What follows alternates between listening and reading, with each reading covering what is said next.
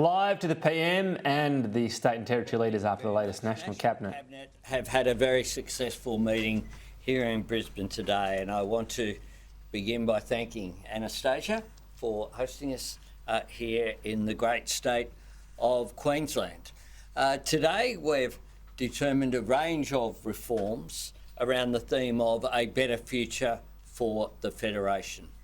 We all know that the challenge that we have with global inflation, with pressures on our economy, mean that the Commonwealth needs to work with state and territory governments in a cooperative way in order to achieve reform, to achieve our common objectives of lifting up the living standards of Australians, creating greater economic opportunities, creating employment and making sure that no one is left behind.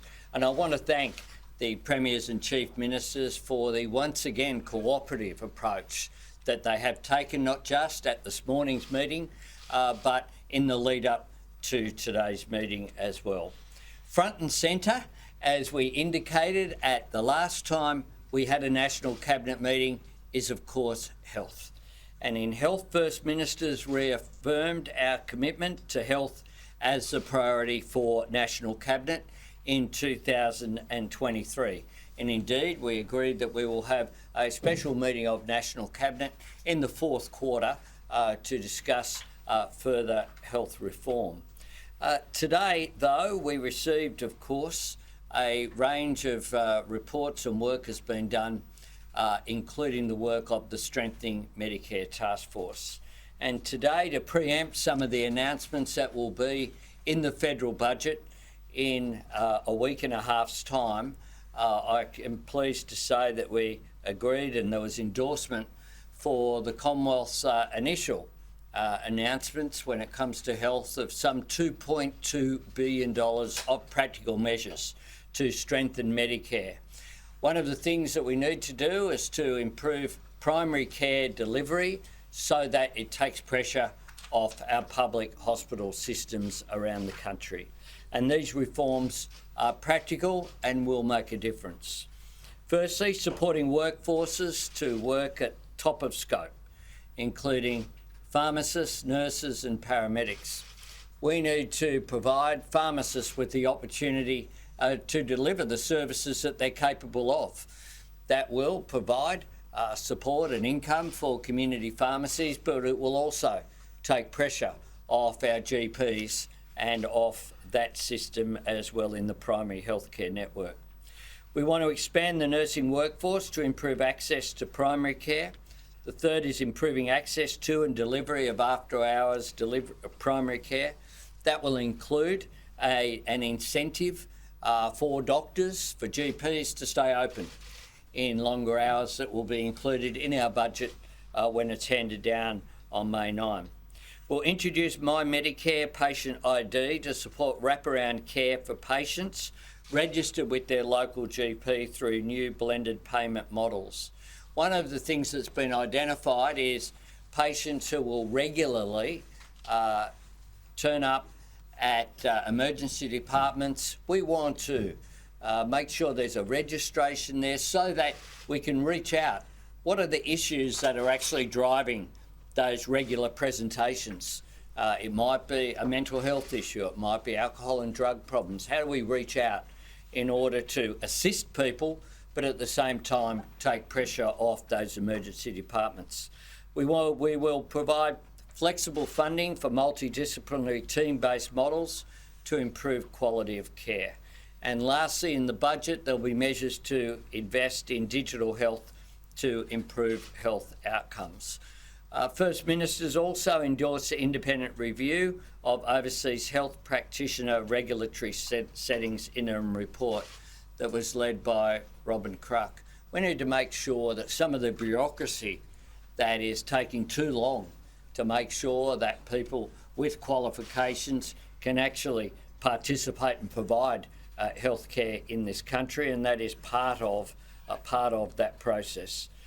We will continue to work and will task health ministers with working to progress the recommendations and report back to the National Cabinet. And we will have a meeting, as I said, in the last quarter of 2023 dedicated to that. The First Ministers, the National Cabinet also discussed our NDIS financial sustainability framework. We need to have a sustainable growth trajectory for the NDIS in order to support equity and fairness for all Australians who are living with disability, including those not eligible for the NDIS, and ensure that every dollar goes to those who need it most. We know that the trajectory of NDIS expenditure is just not sustainable into the future. Indeed, that trajectory projects some $97 billion on the NDIS over in the medium term. So in 10 years' time, when you look at the budget framework, and that is simply not sustainable. The growth over the period in between the last budget and October, of course, was alone some $8 billion in just those few months. So we want to make sure that the promise of the NDIS is fulfilled. We want to make sure that the Commonwealth can work with the NDIA board to take immediate action to ensure a sustainable scheme. And in order to do that, we're committing $720 million in the upcoming budget to lift the NDIA's capability, capacity and systems so that it provides better support for participants. The framework is the next step and will provide an annual growth target in the total costs of the scheme of no more than 8% by 1 July 2026, with further moderation of growth as the scheme matures. Everyone here is absolutely committed to the NDIS. We want to make sure that it actually can continue into the future in a sustainable way. We had a range of measures around the theme of better planning for stronger growth. Housing ministers will develop a proposal for National Cabinet to deal with later this year, outlining reforms to strengthen renters' rights across the country. State and territory governments have a range of measures in place. We want to make sure we look at best practice and that we strengthen the rights of renters. As part of the new National Migration Strategy, the Commonwealth will ensure that states and territories have a greater contribution to Australia's migration settings as well. We need to make sure that we get the right people in the right places in order to fulfil the jobs and the demand that is there for skilled labour and for workforce without putting undue pressure on particular areas of Australia where there's been a concentration in the past, and that will be important going forward. The Commonwealth is commencing an independent review of the infrastructure investment program, adopting a refreshed approach to infrastructure investment. We want to be able to examine the former government's program that, quite frankly, had inadequate amounts allocated for some projects. They simply aren't enough for those projects to proceed. And quite frankly, the National Party has its imprint all over the infrastructure program. We know the debacle that is Inland Rail, for example, a program that has been going for years where the costs have blown out to in excess of $30 billion, blown out by more than 4 times, and yet still doesn't have a path or a plan to get to a port, either in Brisbane or Gladstone or in Melbourne. That's an example of the failed program that was presided over by our predecessors. I want to emphasise that existing commitments that have been made by my government, whether before the election or since, of course, will not be impacted by that, and will continue to get on with the job of delivering those projects.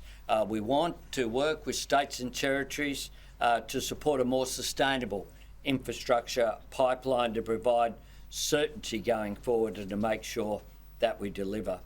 Within the next 6 months, planning ministers will also develop a proposal for National Cabinet to outline reforms to increase housing supply and affordability, working with the Australian Local Government Association as well.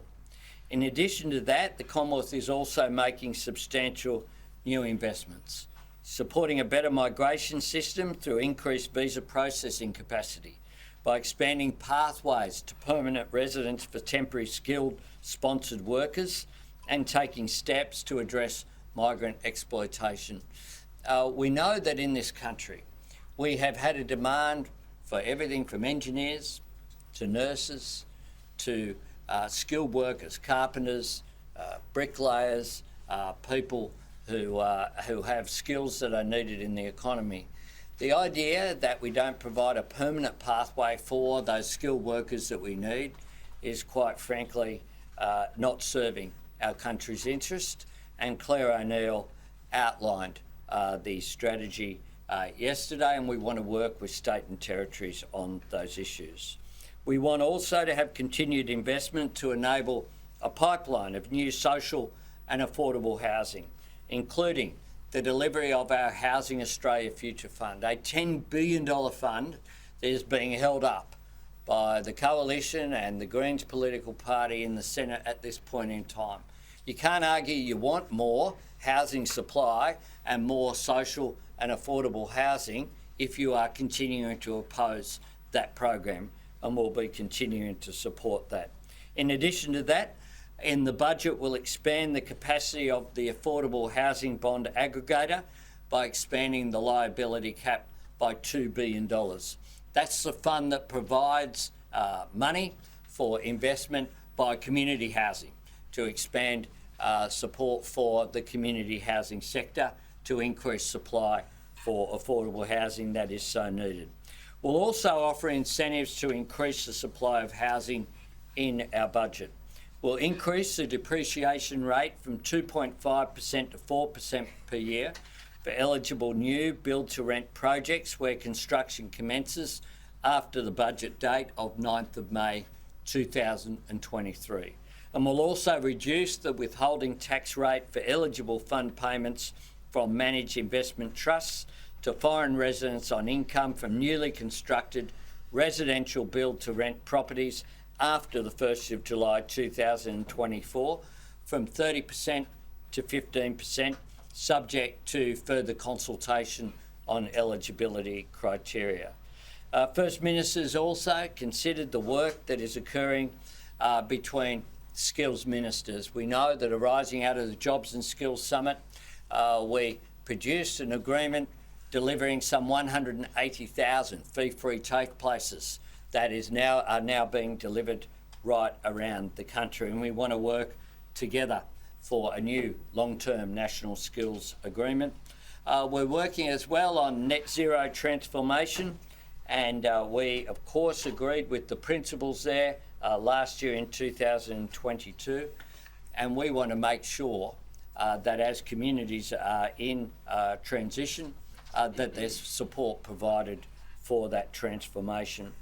The care and support economy, we discussed the importance of those issues going forward, and having a strategy including an Aboriginal and Torres Strait Islander care and support workforce. And lastly, the National Cabinet, given the change in composition at the National Cabinet, I want to welcome the New South Wales Premier, Chris Minns, to his first National Cabinet meeting.